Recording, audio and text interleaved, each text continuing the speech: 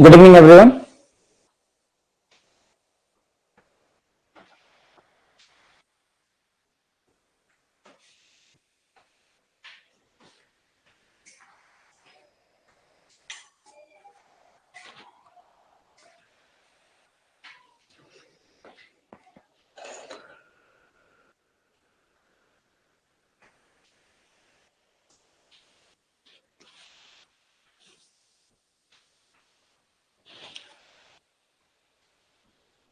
Good evening. Good evening.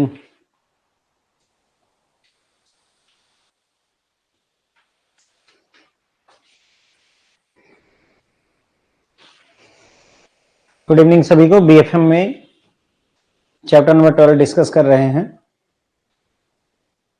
कुछ और question है हमारे सामने।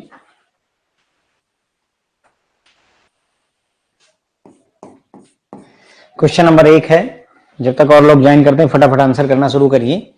Pre mature payment of a term loan, एक टर्म लोन है, उसकी प्री मेच्योर पेमेंट कर दी गई है कस्टमर के द्वारा। ऐसे में बैंक कौन सा रिस्क फेस करेगा?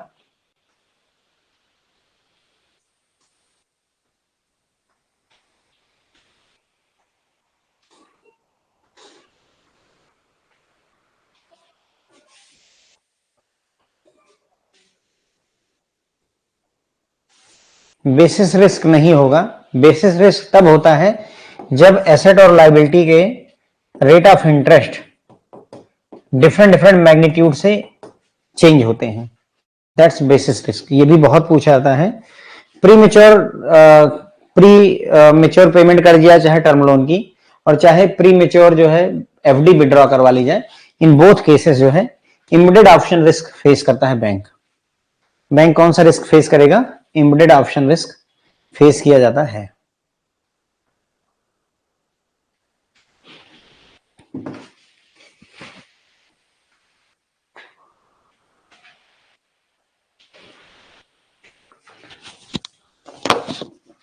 एक मिनट रुकिएगा, आप इसका आंसर करिए, मैं आता हूं।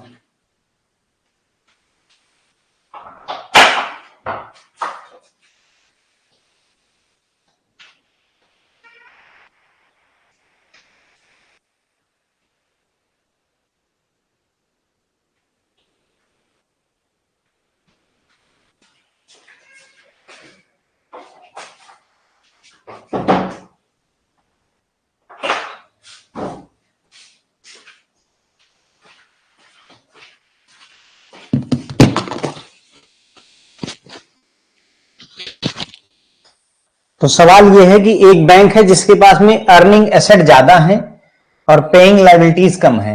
ठीक है, एसेट क्या होता है मैंने बताया था। बैंक का जो लोन देता है बैंक, वो बैंक का एसेट है, क्योंकि वो कमा करके देता है। अर्निंग एसेट कमा करके देगा। पेइंग लायबिलिटी आपका एफडी हो गई, सेविंग अकाउंट हो गया, इन पर सब पर बैंक को ब्याज देना पड़ता है, तो यहां लायबिलिटी पर पे करना पड़ता है। तो एक बैंक है जिसके पास एसेट ज्यादा है लायबिलिटी के मुकाबले, और इंटरेस्ट रेट जो है ना, फॉल हुआ है, मतलब इंटरेस्ट रेट कम हुआ है मार्केट में, तो उसका असर क्या होगा? नेट इंटरेस्ट इनकम पर इसका प्रभाव क्या होगा? नेट इंटरेस्ट इनकम घट जाएगी, बढ़ जाएगी? आपको ये आंसर करना है, कोई प्रभाव नहीं होगा। तो एक एग्जांपल से देखिए, ज्यादा समझ में आएगा। यहां पर एक एग्जांपल है आपके पास। मान लेते हैं बैंक के पास अर्निंग एसेट 10 करोड़ का है, लायबिलिटी 4 करोड़ की है। तो कुल मिलाकर के 10 करोड़ पर हम ब्याज देंगे और 4 करोड़ पर ब्याज लेंगे। सोचो रेट ऑफ इंटरेस्ट 10% है, तो 10 करोड़ का 10% 1 करोड़ रुपए हो जाएगा जो हम कमाएंगे, और उसके बाद में 4 करोड़ का 10% 40 लाख रुपए हो जाएगा जो कि हम गंवाएंगे या कस्टमर को देंगे। तो net effect, net interest income हमारी कितनी हो गई?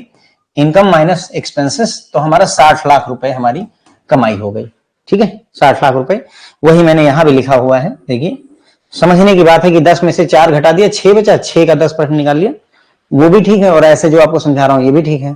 अब क्या हुआ, भविष्य में रेट ऑफ इंटरेस्ट 10% से घट करके 4% रह गया। How much is now? 4%। तो अगर 4% हो जाएगा, अब आप सोचिए यहां 4% हो जाएगा, तो 10 का 4% 40 लाख हो जाएगा, 10 करोड़ का, है ना। और 4 करोड़ का 4% जो है 16 लाख हो जाएगा, बराबर। अब 40 लाख कमा रहे हैं और 16 लाख गंवा रहे हैं, तो कितना नेट इफेक्ट आया, कितना हुआ ये 24 लाख, आई थिंक 24 लाख। पहले कितना कमाते थे हम, 60 लाख रुपए, अब कितना कमा रहे हैं, 24 लाख रुपए। नेट इंटरेस्ट इनकम क्या हुई, घट गई, नेट इंटरेस्ट इनकम घट गई। ओके, तो ध्यान रखें, अभी कुछ लोग इंक्रीज के लिए बोल रहे थे। अब भले ये क्वेश्चन में दिया नहीं है, पर आपको इतना इमेजिनेशन करके चलना पड़ेगा जो मैंने आपको दिखाया है। एक एग्जांपल ऐसा ले लीजिए। अब अगर इंटरेस्ट रेट बढ़ जाए तो क्या होगा, नेट इंटरेस्ट इनकम बढ़ जाएगी। अभी उसी क्वेश्चन में अगर हम इंटरेस्ट इनकम बढ़ा दें तो बढ़ी हुई मिलेगी। देखिए ध्यान दीजिए, अगर 10% की जगह पे हम यहाँ 20% कर दें, 20% हो जाए, यानी इंटरेस्ट बढ़ गया तो 20% हो जाएगा। तो उस केस में हम कितना कमाएंगे, जहां 60 लाख कमा रहे थे वहां 1 करोड़ 20 लाख रुपए कमाने लगेंगे, 1.2 CR कमाना शुरू कर देंगे तो बढ़ जाएगा। ठीक है, तो ध्यान रखिए कि अगर जो है ऐसी स्थिति है तो नेट इंटरेस्ट इनकम डिक्रीज होती है। याद रख करके नहीं बैठना है एग्जाम में, ध्यान रख करके बैठना, क्योंकि एग्जाम में भाई क्वेश्चन कुछ भी पूछ सकता है। अभी सोचो कि ये बोल दे कि मोर अर्निंग, मतलब उल्टा कह दे कि यहां पर लेस, यहां पर लेस लिख दे कि एक ऐसा बैंक है जिसके पास में अर्निंग एसेट कम है और पेइंग लाइबिलिटी ज्यादा है। यहां लाइबिलिटी ज्यादा है, एसेट कम है, तो उस केस में क्या होगा। तो अगेन एक एग्जांपल ले लीजिएगा और सोच लीजिएगा कि व्हाट इज हैपनिंग, और तभी आंसर करिएगा। ठीक है, अच्छा क्वेश्चन है अपने आप में।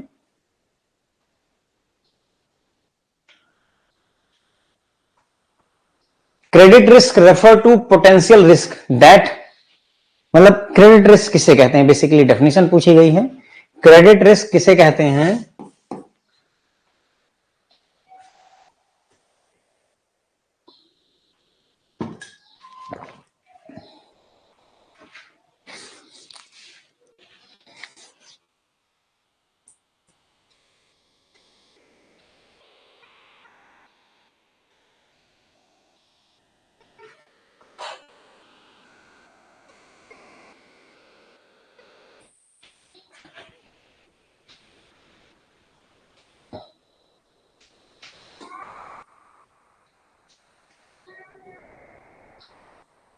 ठीक है, आसान सा क्वेश्चन है। क्रेडिट रिस्क मतलब होता है a borrower or counter party fail to meet aggregate obligation. तो एक बारोअर है हमारा, एक पार्टी है जो हमारी जो शर्तें हैं उसको पूरा नहीं कर पा रही है, तो उसे ही हम क्रेडिट रिस्क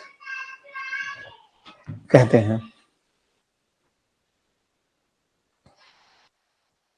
ध्यान रखें, डिफॉल्ट रिस्क या क्रेडिट रिस्क एक ही बात होता है। ठीक है, डिफॉल्ट रिस्क भी कई बार शब्द यूज होता है, तो एग्जाम में थोड़ा याद रखें। Counter party risk generally considered as, counter party risk को क्या कंसिडर किया जाता है,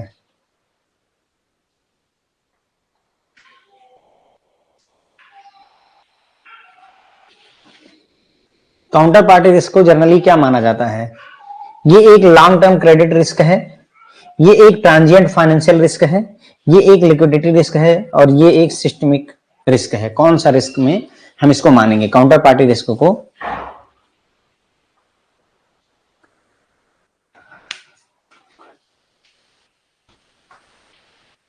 अगर काउंटर पार्टी अपना पैसा समय पर न पे कर पाए तो क्रेडिट रिस्क होता है। तो counter party risk is a kind of credit risk, ध्यान रखें, this is kind of credit risk. तो ये लॉन्ग टर्म का क्रेडिट रिस्क होता है जो कि लोन पोर्टफोलियो को प्रभावित करता है। ठीक है, बाकी नहीं होता ये। यहां पर एक है सिस्टमिक रिस्क, कई बार ये भी पूछा जाता है तो चर्चा कर लेनी जरूरी है। सिस्टमिक रिस्क का मतलब होता है एक बैंक के फेल होने से अगर दूसरा बैंक, दूसरे के फेल होने तीसरा बैंक, ऐसे ही पूरे बैंकिंग इंडस्ट्री अगर फेल होती चली जाए तो उसे फ्रेंड्स जो है सिस्टमिक रिस्क कहा जाता है। क्या बोलते हैं, systemic risk. Which of the following risks fall under the scope of operational risk? इनमें से कौन सा ऑपरेशनल रिस्क के स्कोप में आता है।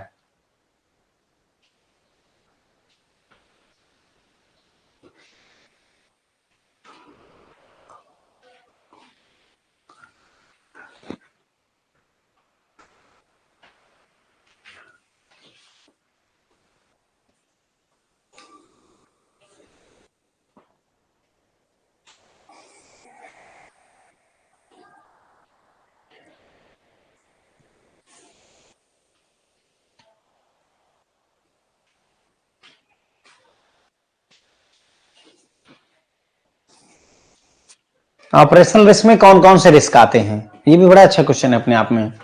Okay, fraud risk, legal risk, compliance risk, system risk, ये सारे जो है ऑपरेशनल रिस्क की कैटेगरी में आते हैं।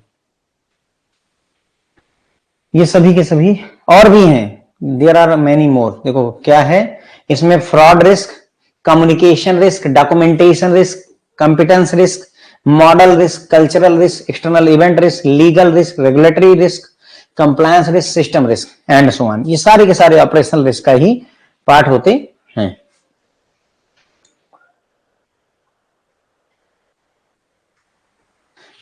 Which are the following is a potential consequence of compliance risk, यानी compliance risk अगर होता है किसी बैंक में तो उसका क्या प्रभाव होगा, क्या consequences होंगे, what are the consequences।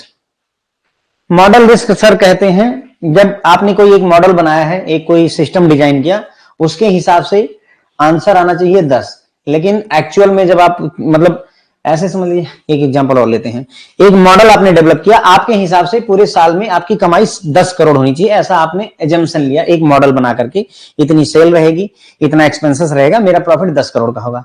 लेकिन जब एक्चुअल में आपका प्रॉफिट देखा गया तो पता चला ये सिर्फ 5 करोड़ है या 6 करोड़ है।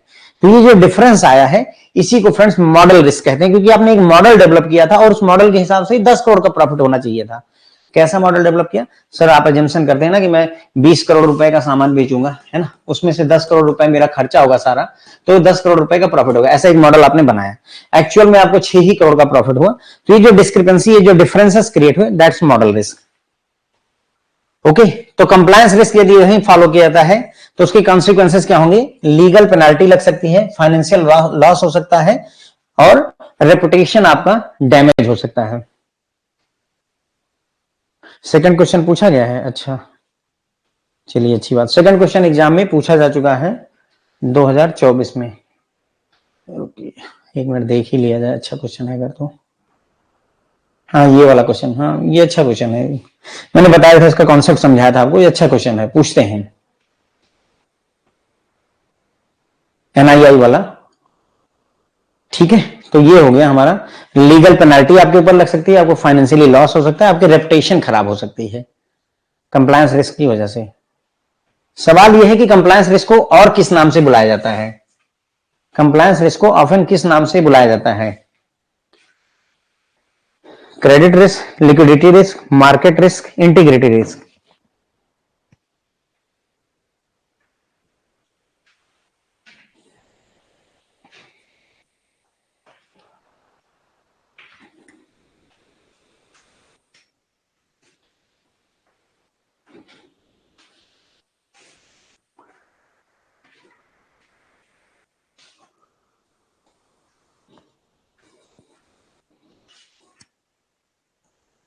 तो कंप्लायंस रिस्क को सर और जो नाम दिया था इंटीग्रिटी रिस्क के नाम से माना जाता है।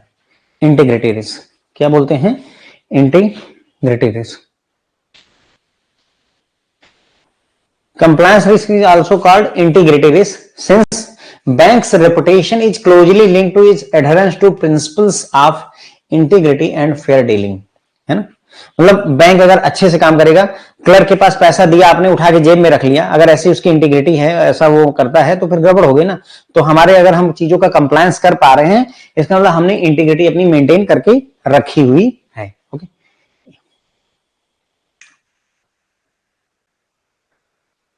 ठीक है। Which are the following best describe the strategic risk, इनमें से कौन सा स्ट्रेटेजिक रिस्क की परिभाषा है, ऐसे समझ लीजिए स्ट्रेटेजिक रिस्क किसे कहेंगे।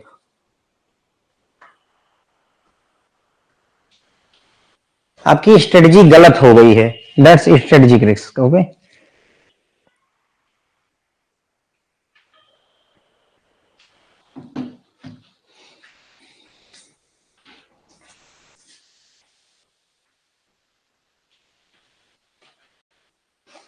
तो the risk resulting from adverse business decision और lack of responsiveness to industry change, ये स्ट्रेटेजिक रिस्क होता है, यानी डिसीजन गलत हो गया। नोकिया बेस्ट एग्जांपल है, आप देखिए नोकिया के मोबाइल कितने बिकते थे और अभी मौके पर नोकिया कंपनी खत्म हो गई है। तो उनका क्या था, उन्होंने क्या किया, स्ट्रेटेजिक रिस्क लिया, गड़बड़ कर बैठे, निर्णय गलत हो गया। ठीक है, चलिए strategic risk. which of the following can result from reputational risk? अगर रेपुटेशनल रिस्क होता है तो उसका क्या प्रभाव होगा? रेपुटेशनल रिस्क का क्या प्रभाव होगा? आपकी रेपुटेशन, हाँ ब्लैकबेरी भी एग्जाम्पल है। स्ट्रेटेजी गलत हो जाएगी आपकी। कोटेक वगैरह हैं जो वो बेचा करते थे रील कैमरे की,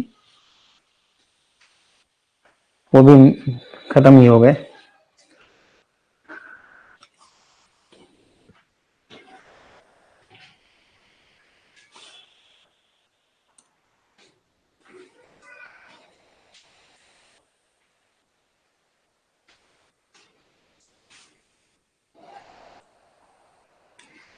तो रेपुटेशनल रिस्क का रिजल्ट हो सकता है कि निगेटिव पब्लिक ओपिनियन बने, जिसकी वजह से आपको फाइनेंशियल लॉस हो जाए या कस्टमर जो है ट्रांजेक्शन करने से डिक्लाइन कर दें आपके। ये क्वेश्चन एग्जाम में आया हुआ है। इनमें कई सारे क्वेश्चन है फ्रेंड जो एग्जाम में आए हुए हैं, अच्छे क्वेश्चन है। All these questions are top notch questions, बहुत बढ़िया क्वेश्चंस हैं अपने आप में।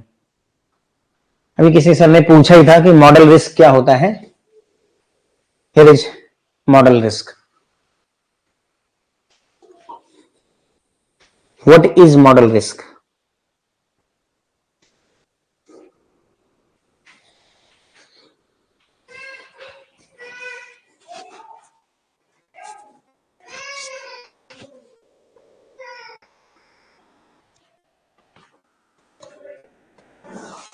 ठीक है, तो मॉडल रिस्क होता है डिस्क्रिपेंसी पाई गई है बिटवीन प्रिडिक्टेड वैल्यू, जिस वैल्यू की प्रिडिक्ट किया गया था, और जो एक्चुअल रिजल्ट आया हुआ है, जो कि प्रॉफिट और रिस्क असेसमेंट को प्रभावित करता है। ठीक है, तो जो आपने प्रेडिक्शन किया और जो एक्चुअल रिजल्ट आया उसके बीच में जो डिस्क्रिपेंसी होती है, दैट्स मॉडल रिस्क।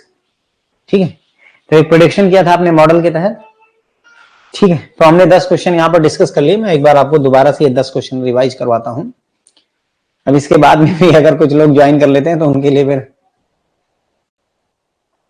ठीक है, क्योंकि लगभग जो है अब मानकर चलिए कि 15 मिनट हो गया है हमें। ठीक है, तो देखिए प्रीमेच्योर पेमेंट हो जाए चाहे टर्म लोन की, और चाहे प्रीमेच्योर पेमेंट हो जाए किसकी, एफडी की, फिक्स डिपॉजिट की, बोथ केसेस में बैंक को एम्बेडेड ऑप्शन रिस्क फेस करना पड़ता है। ये अच्छा क्वेश्चन है ना, ये अच्छा क्वेश्चन है अपने आप में। उसके बाद में बैंक के पास में मोर अर्निंग एसेट है देन लाइबिलिटी। तो हमने माना था कि मान लेते हैं एसेट 10 करोड़ के हैं, लाइबिलिटी हमने मान ली थी कि चलो 6 करोड़ की है, मान लेते हैं। ठीक है, तो अगर इनका डिफरेंस देखें तो 4 करोड़ रुपए कमाने वाले हैं। 10 करोड़ कमाने के हैं, 6 गवाने के, तो कमाने के 4 करोड़। अब इस पर 10% रेट ऑफ इंटरेस्ट रहेगा तो हमें 40 लाख रुपए की कमाई मिलेगी। अगर रेट ऑफ इंटरेस्ट मान लो 1% हो गया, यानी इंटरेस्ट घट गया, तो हमारी कमाई 4 लाख हो जाएगी। ठीक है, तो क्या होगा, अगर रेट ऑफ इंटरेस्ट 10% से 1% होगा तो हमारी कमाई 40 लाख से 4 लाख रुपए हो जाएगी। तो डिक्रीजिंग नेट इंटरेस्ट इनकम होता है इसमें। ठीक है, क्वेश्चन नंबर 2 ही एक्सप्लेन कर रहा हूं मौके पर, क्वेश्चन नंबर 2 ही एक्सप्लेन कर रहा हूं मैं मौके पर, आप समझ लीजिए इसको। ठीक है, तो मोर अर्निंग एसेट है, तो ये एक्सप्लेनेशन। अच्छा, सोचो कि ज्यादा लाइबिलिटी ज्यादा है और एसेट कम है, तब क्या होगा। सेम क्वेश्चन है, इस बार लाइबिलिटी ज्यादा है। यानी कि मान लेते हैं कि हमारे पास 10 करोड़ रुपए की एफडी है जिस पर हमें इंटरेस्ट देना है, और मान लेते हैं कि 6 करोड़ रुपए का लोन है जिस पर हमें इंटरेस्ट की कमाई होगी। तो लाइबिलिटी ज्यादा है, तो इसका मतलब हम पे करेंगे। क्या करेंगे, हम पे करेंगे। कुल मिलाकर के 4 करोड़ रुपए पर हमेशा हमें ब्याज पे करना पड़ेगा, क्योंकि 6 ही करोड़ कमा रहा है, 10 करोड़ पे हम गंवा रहे हैं, तो 4 करोड़ पर ब्याज देना पड़ेगा।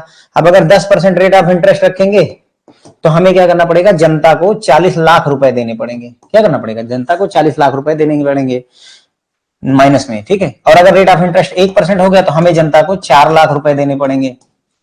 तो देखो, रेट ऑफ इंटरेस्ट घटा तो हमारी नेट इंटरेस्ट इनकम क्या हुई, बढ़ी या घटी।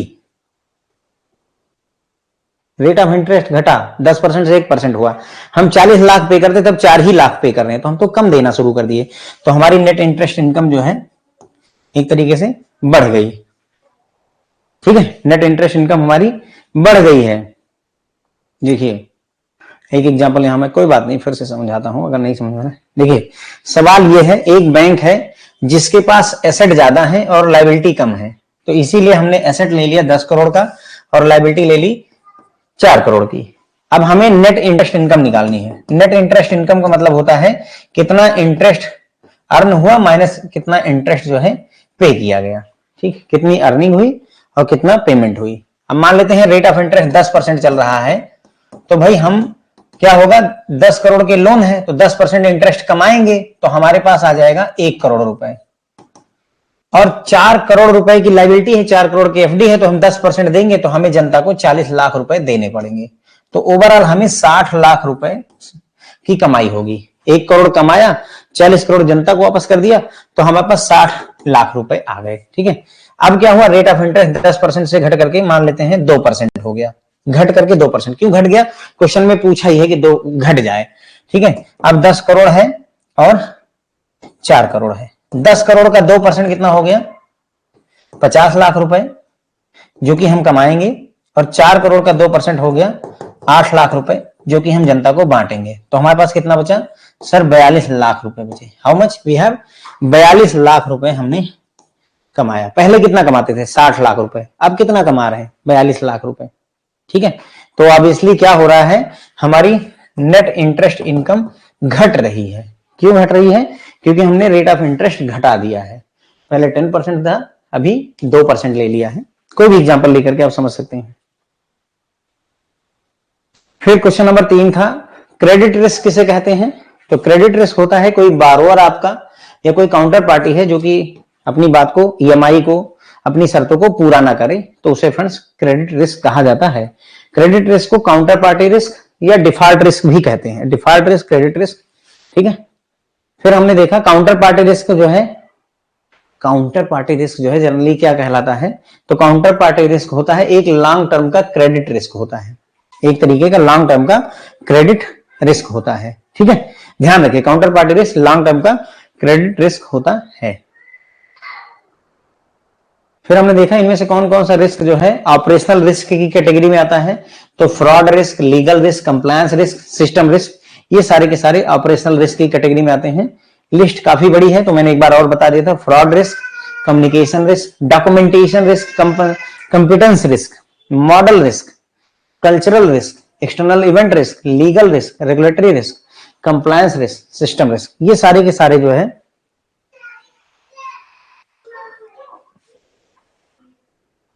ये सारे के सारे क्या हैं फ्रेंड्स, हमारे ऑपरेशनल रिस्क का पार्ट है। क्वेश्चन है कि मतलब जो हमने अभी 10% इंटरेस्ट लिया था, 10% इंटरेस्ट लिया था और फिर बाद में 2% इंटरेस्ट लिया, तो वो एसेट और लायबिलिटी दोनों पर ले लिया था सेम ही, क्योंकि क्वेश्चन में ऐसा लिखा ही हुआ है कि रेट ऑफ इंटरेस्ट फॉल हो रहा है। ऐसा नहीं लिखा कि रेट ऑफ इंटरेस्ट एसेट के लिए फॉल हो रहा है और लायबिलिटी के लिए इंक्रीज कर रहा है। अगर वैसा लिखा होगा तो हमें कंसिडर करना पड़ेगा, लेकिन लिखा नहीं, सिर्फ यही कह रहा है कि रेट ऑफ इंटरेस्ट नीचे जा रहा है या रेट ऑफ इंटरेस्ट ऊपर जा रहा है, तो दोनों के लिए ही सेम मान करके क्वेश्चन को सॉल्व करना है। ठीक है, फिर आता है कि कंप्लायंस रिस्क का प्रभाव क्या होगा, व्हाट इज द कॉन्सिक्वेंस। तो भाई लीगल पेनल्टी, आपके ऊपर कोर्ट वगैरह पेनल्टी लगा लेगा, फाइनेंशियल लॉस हो जाएगा, आपको रेपुटेशन आपकी डैमेज हो जाएगी। कंप्लायंस रिस्क को और किस नाम से जाना जाता है, कंप्लायंस रिस्क को सर इंटीग्रिटी रिस्क के नाम से भी जानते हैं। किस नाम से जानते हैं कंप्लायंस रिस्क को, इंटीग्रिटी रिस्क के नाम से भी जाना जाता है। इनमें से कौन सा स्ट्रेटेजिक रिस्क है, तो स्ट्रेटेजिक रिस्क होता है आपका बिजनेस डिसीजन गलत हो जाए, एडवर्स बिजनेस डिसीजन की वजह से, या इंडस्ट्री में जो चेंजेस हो रहे हैं उसको आप रिस्पॉन्ड ना कर पाए।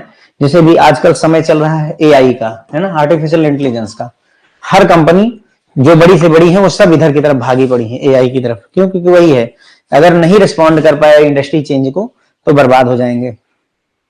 अभी वो एलन मस्क वाला गोर्क वाला सुना ही होगा, हिंदी में पगला गाली दे रहा है।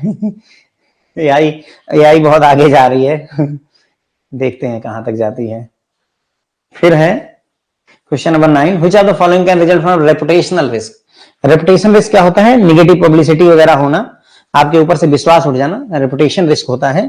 तो इससे नेगेटिव पब्लिक ओपिनियन बन जाती है आपके बारे में, जिसकी वजह से फाइनेंशियल लॉस होता है और कस्टमर जो है आपके साथ रहना, ट्रांजेक्शन करना मना कर देते हैं।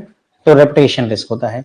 सबसे ज्यादा बिजनेस अपने रेपुटेशन रिस्क को ही बचाने की कोशिश करते हैं, सबसे ज्यादा बचाने की कोशिश रेपुटेशन, क्योंकि एक बार रेपो आपकी गड़बड़ा गई ना तो सब कुछ तबाह हो जाएगा बेसिकली। ठीक है, मॉडल रिस्क क्या होता है, जब कोई डिस्क्रिपेंसी मिले किसके बीच में, जो प्रेडिक्टेड वैल्यू है एज पर मॉडल और एक्चुअल आउटकम में, ठीक है, तो उसे ही हम मॉडल रिस्क कहते हैं।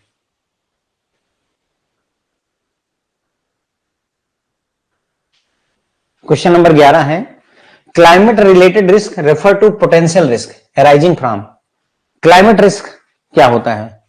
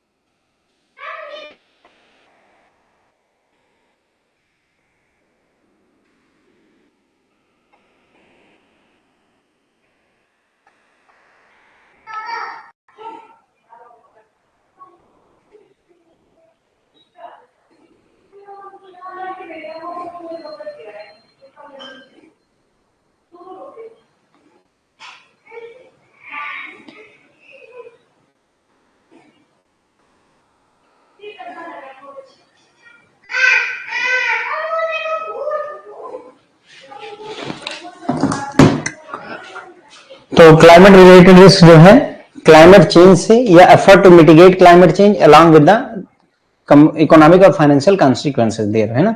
ये चीज क्लाइमेट रिलेटेड रिस्क को जाहिर करती है, ठीक है। तो ध्यान, मतलब इसमें ज्यादा कठिन नहीं है, लेकिन अगर ऑप्शंस और अच्छे बनाए जाते तो कठिन हो जाता है थोड़ा सा, ठीक है।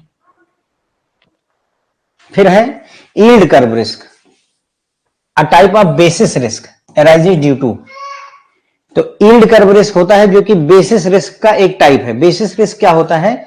जब एसेट और लायबिलिटी के rate of interest same magnitude में चेंज ना हो, तो बेसिस रिस्क है। तो उसी का एक टाइप है यील्ड कर्व रिस्क। तो ये कब अराइज होता है? यील्ड कर्व रिस्क आपको कब फेस करना पड़ता है?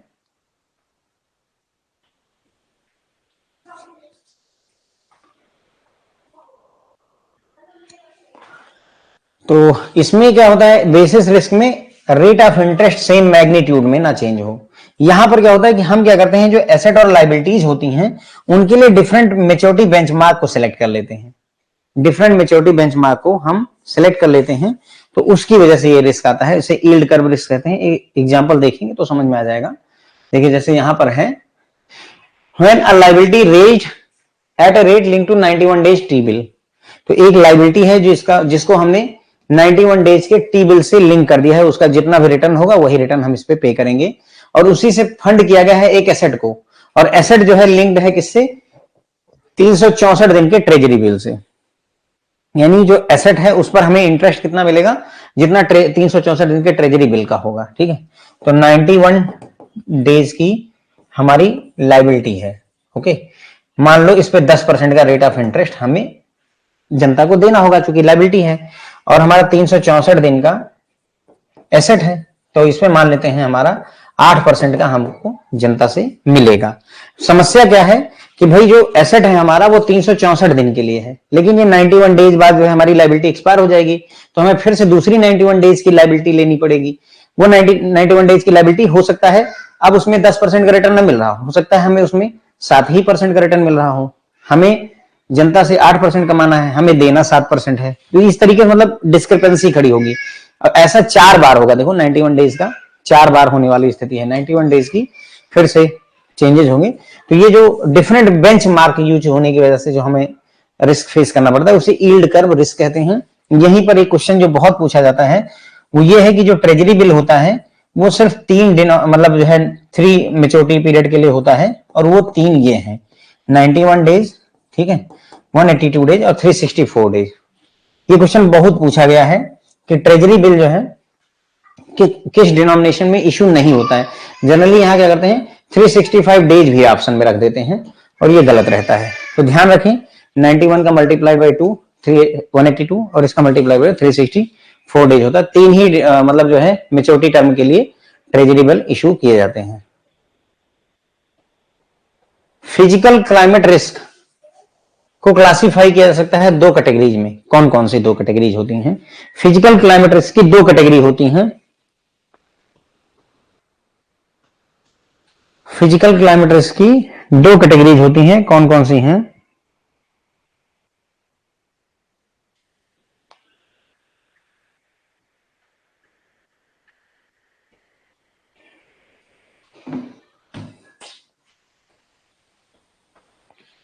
फिजिकल क्लाइमेट रिस्क की दो कैटेगरीज होती हैं।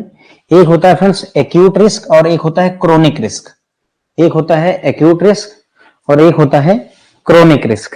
ठीक है, ध्यान रखें, क्लाइमेट रिस्क की दो कैटेगरी, एक्यूट रिस्क और क्रोनिक रिस्क। देखिए एग्जांपल देखेंगे समझ में आ जाएगा। एक्यूट रिस्क में फ्लड, हीट वेव, लैंडस्लाइड वगैरह होता है, और जबकि क्रोनिक रिस्क में क्या क्या चीजें आती हैं, जैसे जो है ओशन में एसिडिटी बढ़ जाना, सी लेवल का बढ़ना, एक्सट्रीम वेदर कंडीशन, है ना, ये सारी चीजें आ जाती हैं क्रोनिक में। क्रोनिक डिजीज होती है, मतलब क्रोनिक डिजीज जो पहले से चली आ रही बीमारियों को क्रोनिक डिजीज कहते हैं। तो उसी तरीके का ये है कि जो पहले से परेशानी चली आ रही है ना। ट्रांजिशन रिस्क अराइज होता है किससे?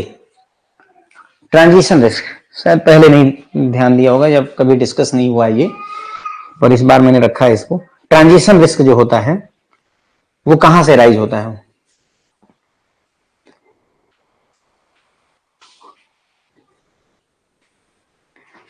शशि रंजन,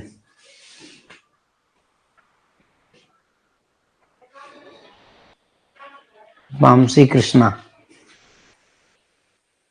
भूषण, विजय, नेहा, संदीप, संजीव, ललित, संजीव। ठीक है, तो ये होता है the process of adjustment toward low carbon economy. जब लो कार्बन इकोनॉमी की तरफ कोई कंट्री बढ़ती है तो वो ट्रांजिशन फेज से गुजरती है और उसे ट्रांजिशन रिस्क फेस करना पड़ता है।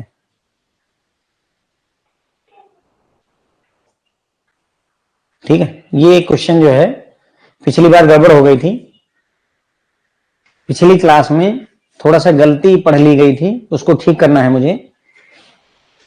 चैप्टर नंबर 12 के पार्ट 1 में क्वेश्चन नंबर 4 था, एक्रूअल अकाउंटिंग किसे कहते हैं? तो एक्रूअल अकाउंटिंग जो पिछली बार मैंने बताया था वो गड़बड़ हो गई थी, तो जो मैंने बताया था वो सही नहीं है।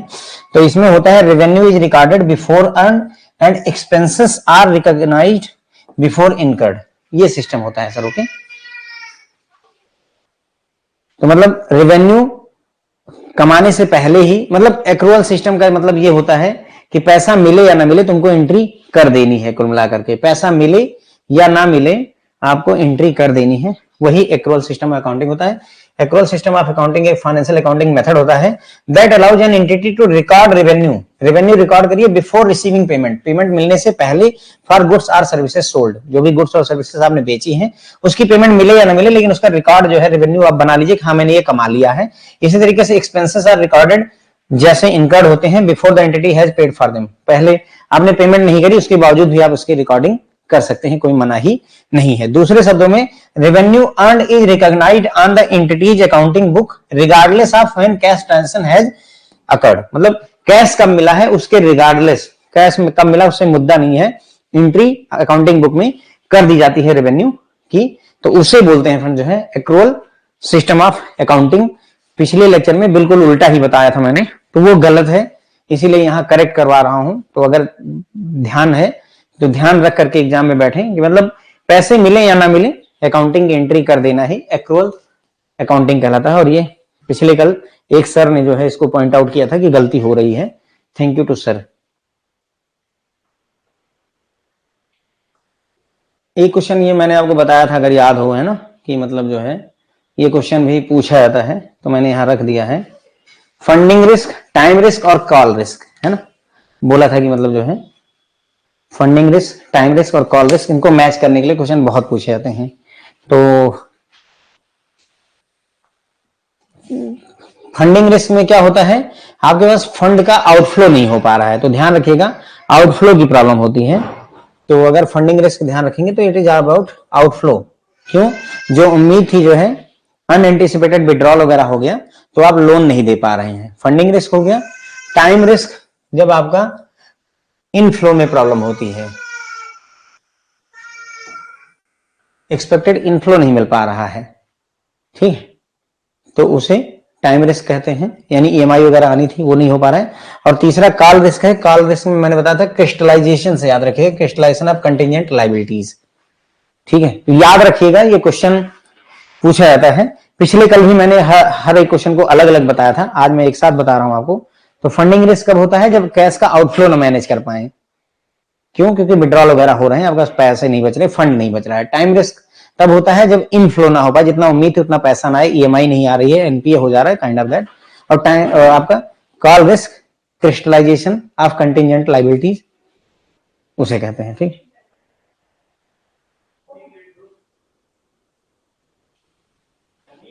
बस फिर यहीं पर फ्रेंड जो है हमारा क्लास खत्म हो जाता है। ये हमने क्वेश्चन डिस्कस कर ली, एग्जाम में पूछे जाते हैं फ्रेंड, तो ध्यान रखिएगा ये क्वेश्चन बहुत पूछा जाता है, इसीलिए मैंने इसको दोबारा से रख दिया है। पिछले लेक्चर में हमने डिस्कस ऑलरेडी कर लिया था। बस यहीं पर फ्रेंड जो है लेक्चर खत्म होता है। अगर आप चाहें तो क्लास ड्रॉप कर दीजिए। Thank you so much. कल मिलेंगे 8:30 बजे, कल 8:30 पे मिलेंगे। वी विल डिस्कस, कल मंडे है, कल एबीएम करेंगे, कल एबीएम चैप्टर नंबर 12 करेंगे कंटिन्यू, इसका पार्ट 3 करेंगे।